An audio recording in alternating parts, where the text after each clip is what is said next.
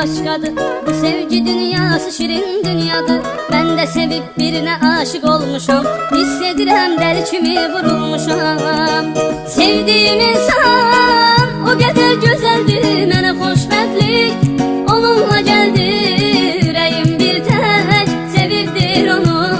Ömrümün olsun onunla sonu. Onu düşünen seven yüreğim var benim. Şükürler olsun meleğim var benim. Daha bu hayat yıkabilmez ki beni. Yaşamak için bir gereğim var benim.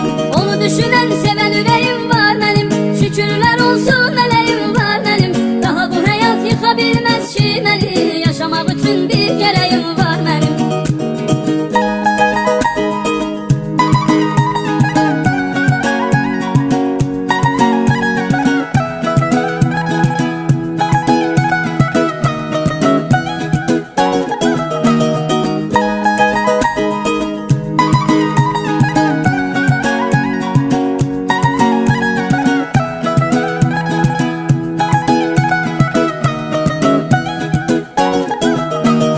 Elə ki darıxdım yığıram tez onu.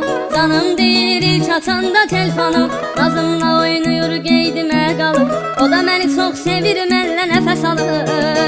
Mənim ona qarşı sevgim sonsuz. Yanımda yoxsa ölərəm onsuz. Mənim həyatımın mənasıdır o. Gecə yuxularımın rüyasıdır o. Onu düşünən sevən ürəyim var mənim. Şükürler olsun meleğim var benim. Daha bu hayat yıkabilmez ki beni. Yaşamak için bir gereğim var benim. Onu düşünen seven yüreğim